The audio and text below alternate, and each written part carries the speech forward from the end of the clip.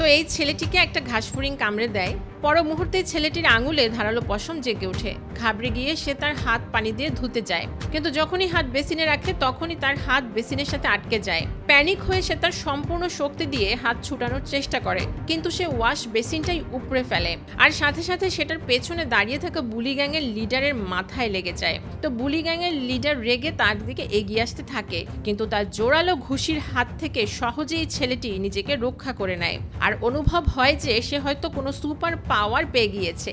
তো এক্সাইটেড হয়ে সে একটা নিরিবিলি গলিতে যায় নিজের সুপার পাওয়ার টেস্ট করতে।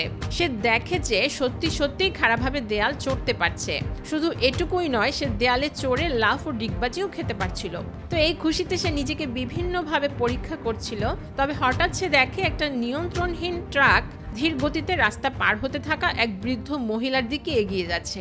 তো কোনো কিছুই না ভেবে সে বিদ্যুতের গতিতে দৌড়ে বৃদ্ধ মহিলাকে ধাক্কা দিয়ে রাস্তার পাশে সরিয়ে দেয় আর নিজের ট্রাকের সাথে ধাক্কা খায়। তো সবাই ভেবেই নিয়েছিল যে ছেলেটি হয়তো মারা যাবে, কিন্তু যখন তারা দেখে ছেলেটি এখনো সুস্থ সবলভাবে দাঁড়িয়ে আছে এবং ট্রাকটি বরঞ্চ উল্টে গিয়েছে, তখন সবাই তো হতভম্ব হয়ে যায়। এক্সাইটেড হয়ে সে দ্রুত বাড়িতে যায় যাতে এই কথা সে তার আঙ্কেলকে জানাতে পারে। কিন্তু যখনই সে বাড়িতে প্রবেশ করে তার আঙ্কেল ভয়ে একটা নেল গান ট্রিগার করে ফেলে, কিন্তু ছেলেটি এবারও বিদ্যুতের গতিতে সেটাকে ধরে ফেলে। আঙ্কেল তার নিজের চোখকে বিশ্বাস করতে পারছিল না, তাই পরীক্ষা করার জন্য সে পাশে রাখা একটা ধারালো তলোয়ার দিয়ে সোজা ছেলেটির পেটে আঘাত করে বসে।